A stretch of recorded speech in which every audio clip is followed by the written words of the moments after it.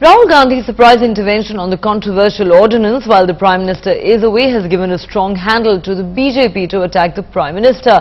Speaking to NDTV's group editor Barkha Dutt, leader of the opposition in the Rajya Sabha Arun Jaitley said, if undermined like this, Dr. Manmohan Singh will not even be a footnote in history. He said it was grandstanding by a party functionary in order to show who's the boss.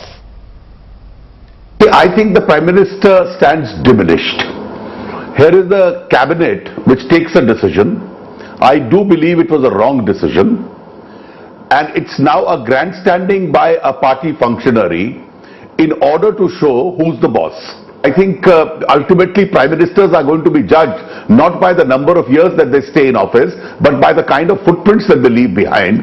And if Prime Ministers are undermined in this manner, then forget the footprints, they'll become footnotes in history when the history of this era is written.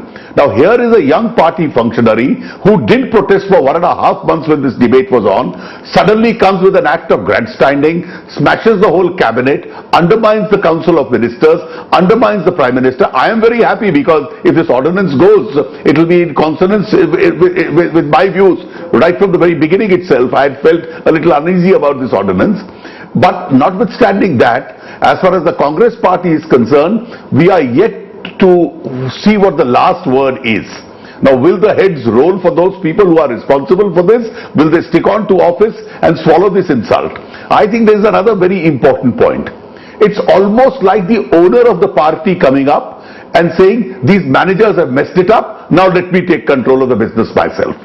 Now, if you are going to be undermined, if the world's largest democracy is going to be undermined in this manner, I think it's a very serious issue. And look at the functionaries of the Congress party who till yesterday evening were all coming and defending this horrible ordinance.